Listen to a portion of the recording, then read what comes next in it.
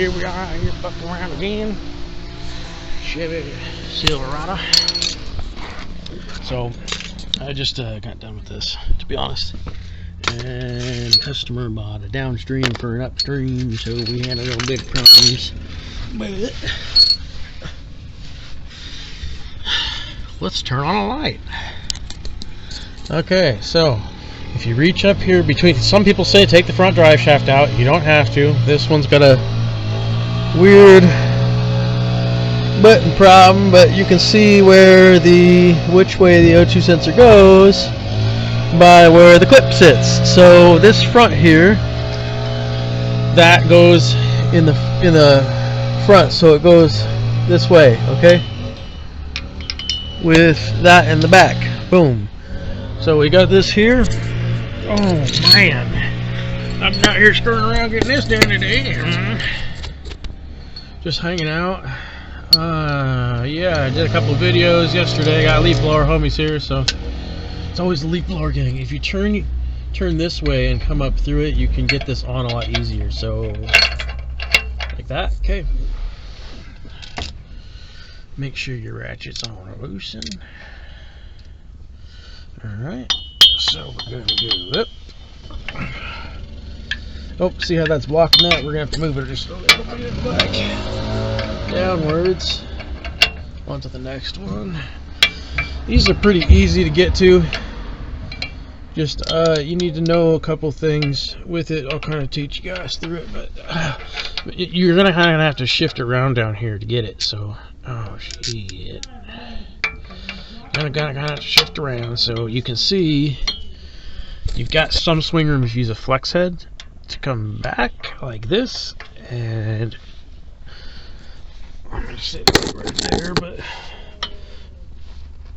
you gotta have enough pull. Oh, yep. So you gotta get it just right in there. Oh shit, I'm burning myself. I just kicked this thing over. I was trying to figure it out. So.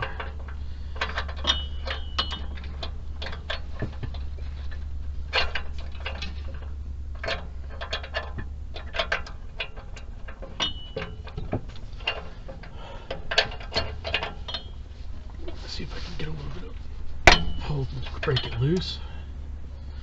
Let's get some more swing room here. So this tool makes it a lot easier to get it out. So as you can see, got ourselves a little bit of this, a little bit of that here. So we're gonna go up. Once you get it cracked loose, you can spin it by hand. Okay. I'm waiting for a customer to bring another one, but the one she gave me was a downstream, so it had a whole bunch of holes in it, and it needs to look like that. So it had holes all through it. It was a downstream. It was the one that went to right there. So wrong one, but it's okay. We're just kind of chilling underneath here. It had a P015B, and I replaced it with downstream, and it ended up with a P0300 and P0301.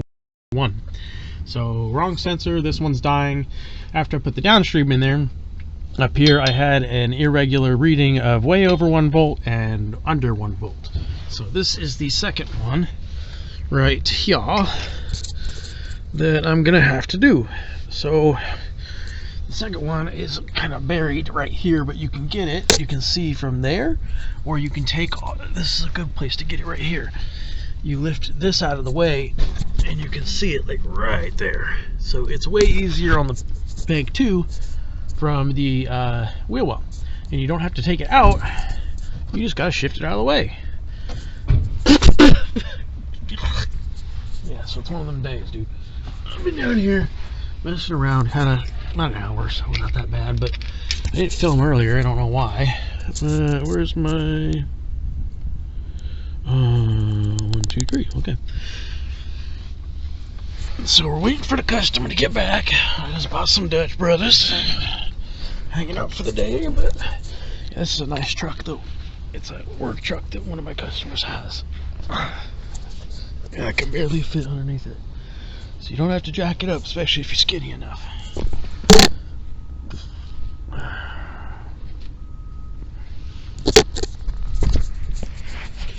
So yeah, we're gonna leave the ratchet down there and probably that.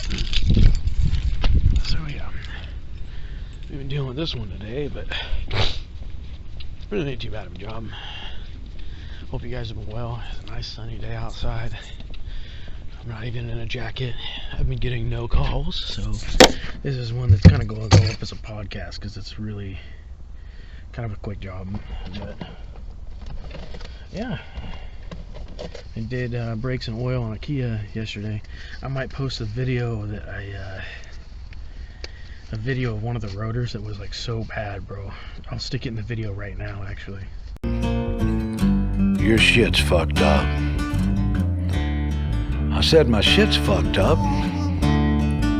Pretty rough, pretty whack, pretty messed up. So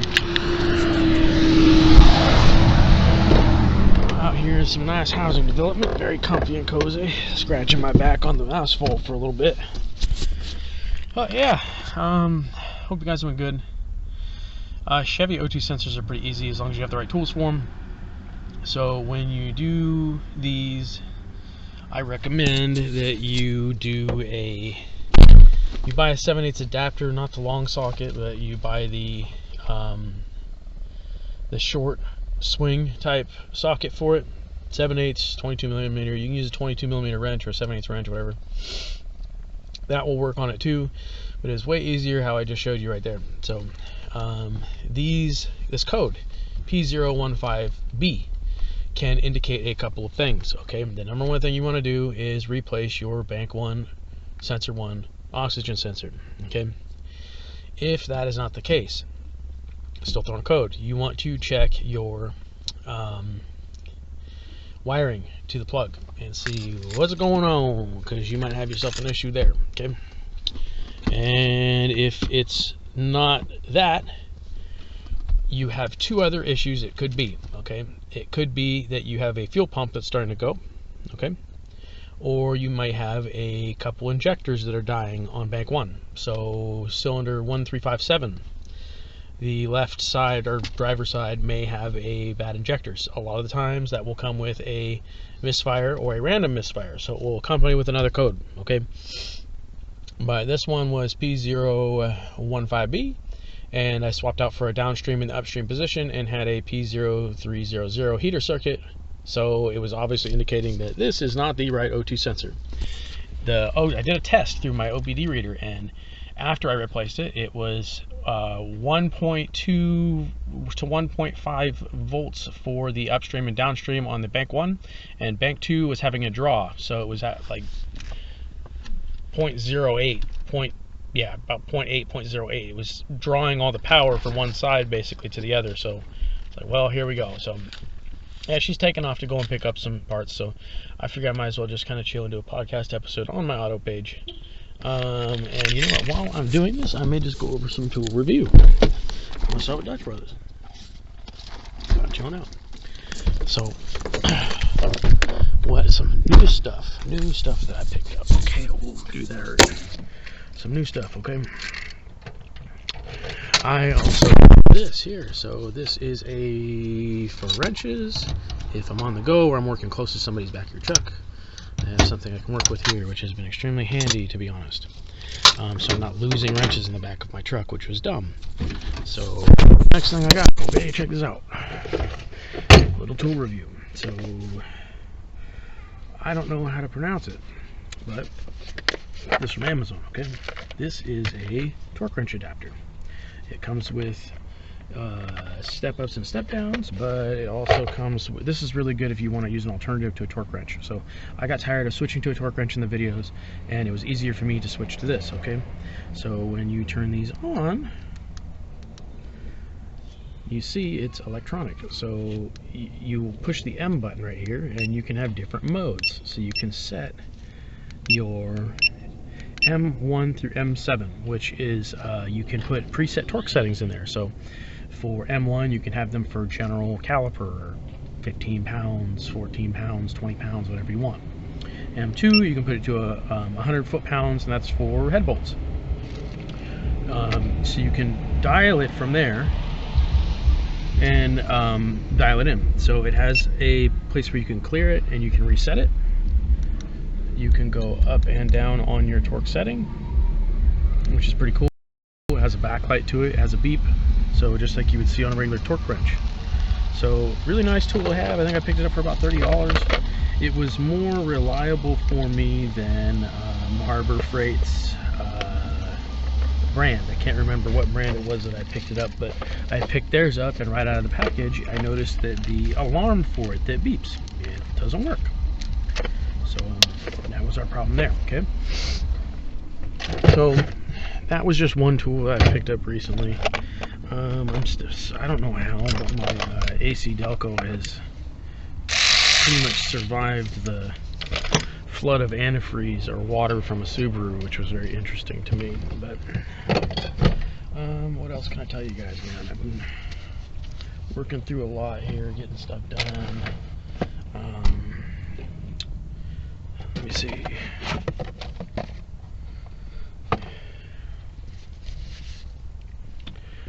Other tools that I have bought.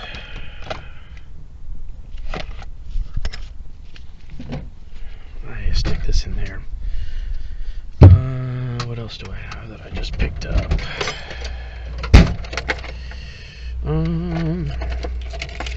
This is one thing I will recommend for anybody that does mobile. Is this right here. So instead of having all my bits floating around in there, I have a magnetic bit holder where I can just slip them in and out. And so if I rip them out of a rubber piece, they sit in here through a magnet to the box, so it's not shuffling around everywhere. And I need a security bit. Just pull it right out, back in the magnet. So I've gone and purchased a whole bunch of crap recently, okay? And it was mainly just for the mobile stuff, but you can see I bought 2 of those, and I bought one for my angle wrenches in here. So I've got room for a lot of stuff. So that's been kind of my thing right now. What else can I tell you about tools that I picked up? I already went over one of them, which was this one right here that I'm very happy about, which is a magnetic pickup tool that has a light in it. That has been very helpful for a lot of jobs right now. Okay, so these I would recommend, the bit storage I'd recommend, and I have picked up the torque wrench adapter. Honestly, things have been coming along for me quite well. So I can't really complain. My tools have been coming together pretty well. I was surprised to see that Amazon had such good reviews on that tool. People said it was a great tool to use, that they didn't really have any problems with functionality, anything like that. But I'm trying to remember what the brand was from Harbor Freight. I picked it up and it stopped working, and I took it back and I got this one. And I've used it very slim. Okay, so I've used it on some brakes, I've used it on this and that, I've used it here and there, so it really not really a big deal for me. I noticed that it stops on the dime. One thing I have not done is measured if like tightened it to, say, a brake caliper bolt to 15 pounds and then tried to, with a torque wrench, and then tried to double check it. I have not double checked the thing, but it seems as though it stops on a dime right where it needs to be. So I haven't double checked it with a manual torque wrench, but I have noticed that I really haven't had any functionality issues. It's pretty easy to set everything, so I'm in the midst of setting things where I get my most common repairs. So I usually, what I've decided to do is write out a list of M1 through M7 torque settings and just tape it to my box, so I'm not flushing through everything, this and that. And you know, from those set modes, I can just adjust it. So say I have a bracket bolt that sits at 30 foot-pounds. Okay, I can I've already got a setting for 25 foot-pounds for, say, M3, and from there I can just push the up arrow button and stick it to 30 and beep, and we're good. So, and a lot of times I just run it in with an AC Delco because it's 45 foot-pounds of torque, and I just run it until it's in. But hey, a lot of times, I'm kind of a stickler about foot-pounds, so it depends on what I'm working on too. If it's a bracket, generally it's like, if it's a bracket that goes from like AC to like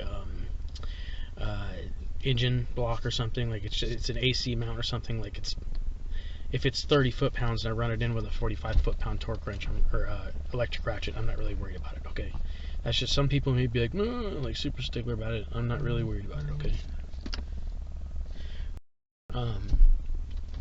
From there, the other thing that I can mention to you is this heart box that I got, okay? I keep all of my sockets in there, from triple square Torx, all my short set up top, and you can see all my specialty swivels and deep sockets down below, including my E-series, so my E-sockets. So I have deep E-sockets that I use. That has been very helpful for me because I'm not digging through a big box in the back. For one, I'm not hearing sockets, you know, being thrown everywhere while I'm working or I'm driving. And it's easy because I can turn it to the side and just pop it. So if I need a certain socket, I'm not wrestling through the trunk. I don't have a full heart bag or, you know, job bag full of sockets in the bottom that I have to clean up afterwards, and it's very easy to just put everything away. Okay, so I would recommend that as a mobile guy. If you have a toolbox, that it will lighten your trunk up to where you can have more of your specialty tools in your box, Craftsman box, whatever it is. Other announcement is I'm getting rid of the Craftsman 5 drawer because I cannot figure out a drawer lock system for it. So I use a bungee cord that keeps flying off, and drawers keep flying open, and it's not very fun. The only way to get around it is to turn your stereo up. It's just, it's loud. So I'll probably be moving to the US General top box, which is a little bit bigger, okay, but it will still fit a jack back there, and I'm probably going to move my bag to the back seat, okay. So that's pretty much where I'm at right now. When it comes down to work, I haven't been getting very much work right now. So this job that I'm working right now is actually one that I set up earlier this week. It's just an O2 sensor, existing customer. I've been battling for advertisement yet again, so I'm about to end up going legitimate with Google and going that way where I'm getting ads through there, okay, and I'm getting customers through there. And I feel like that's going to be a successful venture for me. It is $100 a month for the ads. I'm not really too worried about that, okay? When it comes down to it, I am going to be switching to different cameras, okay? So these are the cameras that I've been using thus far. And I can put a link in the description if you want. They're really good. They're actually not bad. These are not bad cameras, and I'll probably still use them for certain things because they have a magnetic back. That they seem to work really well for me. So I am going to end up getting a GoPro. So GoPro is my eventual goal with it.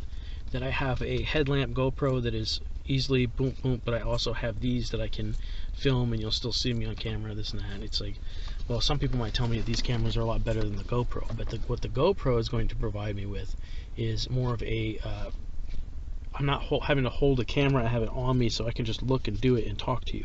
It's much easier that you can see what I'm doing versus sticking this camera to everything and balancing it on radiators, okay? I know. So other than that, the one thing I will tell you is I have a scope with a camera that I use for a lot of things, okay? And it was probably about $20, $25. It was an Amazon buy that I got. And I have decided that I'm going to probably retire it and upgrade it. So I'm going to get one that actually has a camera on it, like a video, like it has a SD so I can download from it. So why? Well, a lot of what I really want to do is when I'm going to junkyards, I'm working on people's cars and this and this and that, I can pull spark plugs and I can run down the cylinders and see what type of shape the piston tops are in and see what's going on. I can see areas on camera that I can show people, including customers, that this is what your this is what it looks like in cylinder 1, or you know, you've got a head gasket leak, look how this is steam cleaned and look how these are all dirty. Or you know, maybe I can, there's certain jobs that I've had where that comes in freaking handy, and my camera that I have right now, it comes in handy. A lot of people, when they do timing on engines, they will stick a screwdriver or something in cylinder 1 and they'll see when piston goes to top dead center and they can work from there. Well, I like working with the camera. It seemed to be a lot easier to run a snake camera down cylinder 1 and set top dead center and not have to worry about it. Basically Volkswagen, that was one thing to make sure I'm not 180 out and you know I'm not having issues, or I'm not on a stroke, or I'm not doing this. So it was a lot easier for me to do it that way. I have a feeling that this season, this summer, is going to get very busy. Okay, we're nearing tax season. Things are going to start coming back. There's also a government shutdown, I'm sure, that's going to come along. So I'm going to have to fight those too. But the reason I'm doing this is because I want to take my channel to another height. So once I'm into a shop, okay, and I'm in my own bay, and I don't have pressure of the outside elements and all this going on, which I'll still do mobile, I can switch between this is what I'm doing here and here and here, and I'm going to switch and go, this is what the inside of the cylinder walls look like, or this, or I can run different, I can run it in a different way. So my videos are about to change up where it's not so completely amateur-like. It's very different, okay? And I will tell you, this is amateur-like, and the reason is because, well, I'm using a body camera. So people may say, well, they look good to me, and it's like, well, they're not really up to par to what I want. So for me, I would love to have a GoPro because you can see a lot better. The other downfalls to these cameras are if you run the flashlight with it, you end up running your battery down about 10 times the speed. So you have the same amount of storage on your SD, but the battery runs way quick, and they're rechargeable, so you can recharge them. I lost the rubber flap on this one, but it has an SD card and it has a plug-in to where you can plug into the computer, you can plug into the wall and charge it. So these right here, it really isn't bad. I mean, the lights are pretty good on them. I really haven't had much issues with the lights going out. That was my number one thing I thought was going to happen, was my lights were going to start going out. When you start recording, it's kind of weird because I'm recording a camera that's actually recording, but it will show you, it'll start to blink. Okay, it'll blink blue when you start recording, and when it has no more space on it or the battery's dying, it will blink red on the other side. Okay, and that's when I generally know that my camera's dying or it's dead. Okay, so these are not bad cameras. If you go out and you do, camping, hiking, BMXing, skateboarding, you do things that you want to create content for them, these little cameras are not that bad. Okay, there's only one person that makes them on Amazon. There's only one. Okay, will I say that they are brittle? Well, this one held up to the entire first season, and I had one little problem where it came to a scuff on the lens, and I had a lens protector on it for a long time. This one that I have right now has its lens protector off and is taking a beating. So it's one reason why I wanted to switch to a GoPro, is I'm not usually taking shots to the upper dome with wrenches and stuff. So these have taken hits where they get knocked around or they fall through the engine bay and they get scuffed up pretty bad. So they get dirty, the faceplates get dirty. I don't like how they're not really that serviceable. You can't really service them very well, like cleaning underneath the faceplate. They don't clean up very well. So it worked for what I needed it to. I recorded basically all of my podcast and my ministry through it so far. So I'm going to buy more of them, yes, but I'm going to be switching to a better camera, something that is more reliable, that has more clear image, that I can talk and use my hands without having to hold it, okay, like I am right now. So it's one of them things. It's going to be switching up. So LW Automotive, the channel, is going to be going, it's going to be a lot different here in just a little bit. It's going to be a lot different. It's going to be filmed different. I don't like, the one thing I do like about these is that if one of them starts to go out or it gets dirty or this and that, it's only $30 to replace it. 30 bucks a camera. It really isn't a bad deal. Okay, I don't know if you can switch the SD cards. That is one thing I do not know. I don't know if you can switch the SD cards in them for bigger SD cards and you can record longer.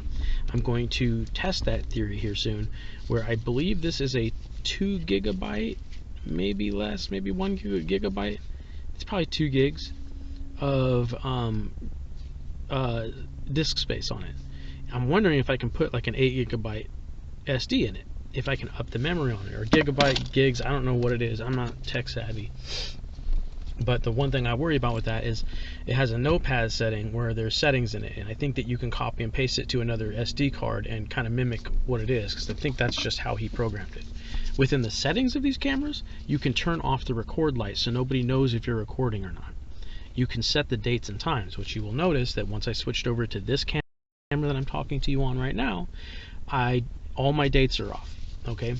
And I don't know why, but I have reset the dates about 50,000 times and it will not reset. That is one thing that I have a little bit of a head scratcher with it, going, why are the dates still off? I've changed it in the notepad settings and I've saved it, I've done this, but it's still off. So that, what I did with this one is, this one, it was turned off. This one I turned it on and I just haven't turned it off yet because I can't seem to set the date right. So that's not good. What else can I show you guys about things that I got that are new?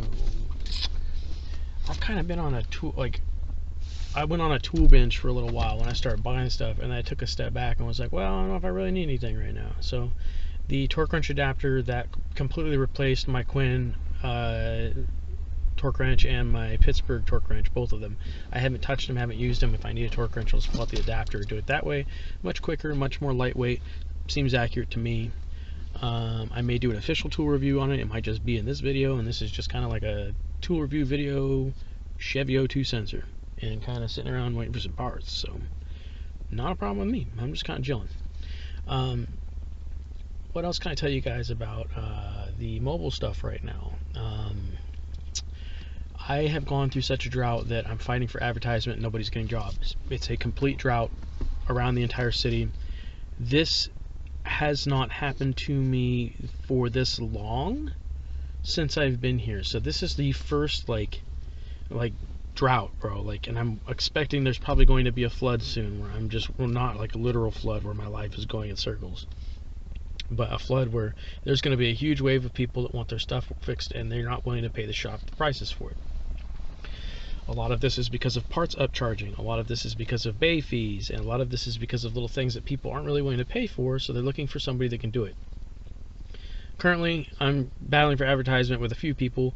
One guy that I've talked about numerous times, he seems to do witchcraft over his postings, so he's got like little cartoon characters and stuff. They just, dude, I've been going through it. So I've been dealing with a whole myriad of people, but I'm going to be leaving the current platform of Craigslist and going to Google. And the reason why I'm doing this is because a lot of the customers that I've gotten from Craigslist, a lot of them were good people, the honest people that just wanted their car worked on, and they're good customers. Like this woman here, she picked me up off of Craigslist and found me. And normal regular mechanic, I'm only charging her like $40 for this O2 sensor. Look how quick it is. It's not much. So that's kind of where I'm at, is when it comes to the switching to Google. That is a more effective way. Why? Well, because a lot of people will go to Craigslist and hire a mobile mechanic, but there's also a lot of people in this town who have screwed people who from Craigslist. So Craigslist isn't the most reputable ad site to use, okay? You can still use it, you can still get work, but not in the amount that I want. And so I decided I was either going to leave this town or I'm going to change my advertising first. And I decided to change my advertising first. And I wanted to see going more legitimate through Mobile Mechanic Salem, Oregon, Google search, versus all the way to Craigslist, all the way to Automotive Services and looking for a mechanic. So people will do it different ways, and I may stay up on Craigslist and do Google at the same time. That's the one thing that the other guy hasn't been doing and other people haven't been doing, because, well, they don't really have the money to do their own business license and then pay $100 a month for ads, which doesn't make sense, because the guy that's competing with me is probably spending about $200 a month on ads just to shove me down the list and then get basically scorched and pissed because I put one above him and you just wasted pretty much $80 on ads for no reason. So it's easier if I don't have to compete for ads that they just Google me and I'm up on Google. I have also decided to move over to Fiverr. It's another one that Angie's List, places like that, where Craigslist isn't really giving me what I want. A lot of people see Craigslist and they're very wary of it. It's the reputation that Craigslist has gained for their application because of people that have kind of been in the dark. So for me, it's like, well, I kind of came out that darkness at first, but I gotta go to a more legitimate means of advertisement. Eventually, I am probably not going to advertise as a mobile business. I will be selling cars. So my plan is to either buy used or auction and flip. So I will start flipping, and so you will see I'm going to do videos where it's like, okay, 2011 Toyota Corolla, and I went and bought a filter, fluid, everything for it head gasket, timing belt, all that stuff, and I'm going to do it in one solid video where I can run through it. And this is basically the car, and there's multiple reasons for it. The one reason, okay, is because people will be able to see the car that they buy. Okay, so got ourselves an O2 sensor from Walker. So, okay, mind you, I will recommend that if you do this, you buy Bosch or Duralast. For some reason, avoid any of them that are Chinese sensors, and it's not because Chinese sensors are bad.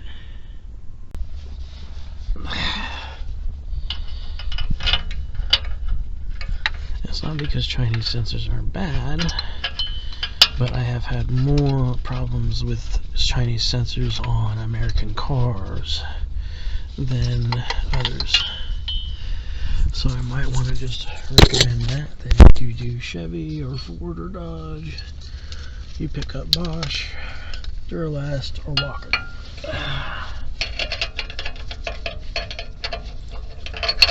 So, okay.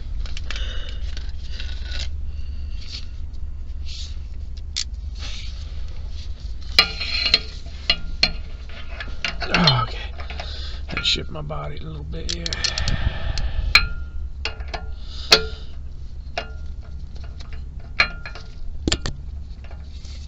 Okay.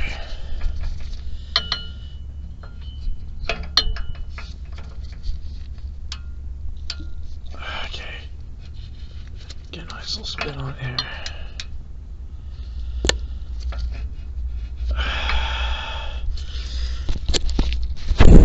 Okay, a little more here, so I'm just going to spin it until I get it.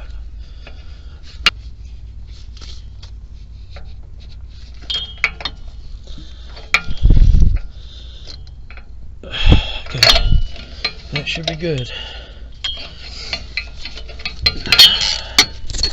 Being said, now let me get my lady poo situated. Alright. So if you turn yourself this way, you can reach up in here. When you reach up in here, you can see right here. This is the side in which that sensor goes. So it clips in a certain way, just like that. There we go. You can tell somebody messed with the clip a little bit, but you can see we're in. Somebody had zip tied it too. So let's climb on out. I'm gonna turn off the light. Oh, I got a ratchet in my back, bro.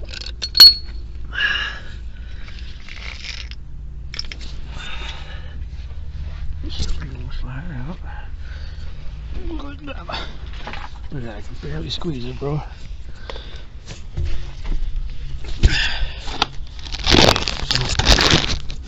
Let's kick it over.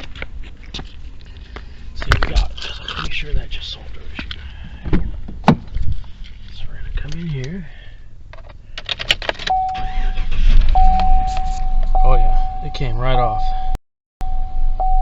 Thank God, because that thing, it was throwing a fit on me. So the other thing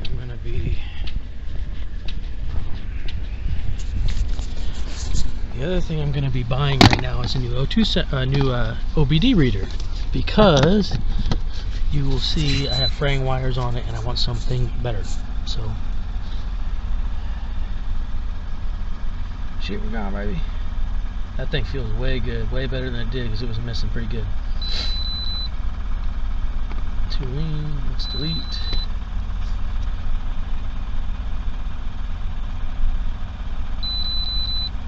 It's still got codes in it.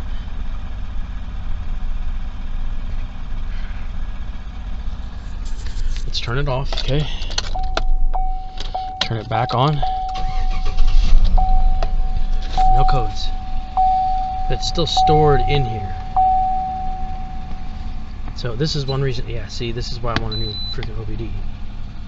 It's trash on it. It feels good though, so we're good. It could be that this computer will store it for a little while, so you have to drive on it, but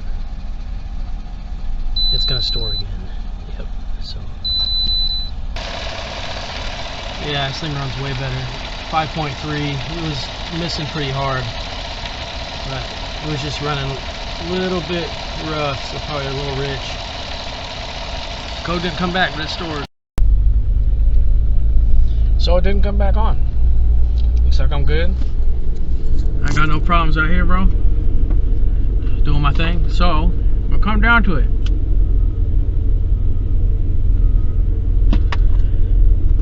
Ain't bad, easy money, nice tip. I'm doing okay. As long as I'm surviving, other people surviving out here, not no big deal. So until next time, I'm off. Peace out, bro.